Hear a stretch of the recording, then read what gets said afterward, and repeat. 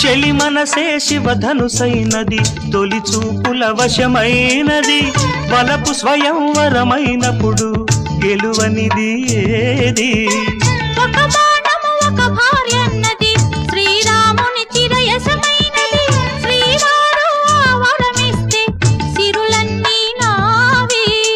తొలి చుక్కవు నీవే, చుక్కానివి నీవే, తుదిదాకా నీవే, మరు జన్మకు నీవే.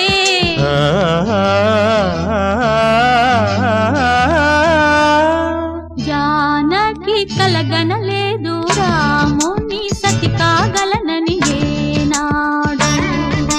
రాముడు అనుకోలేదు జానకి పతి కాగలనని ఆనాడు.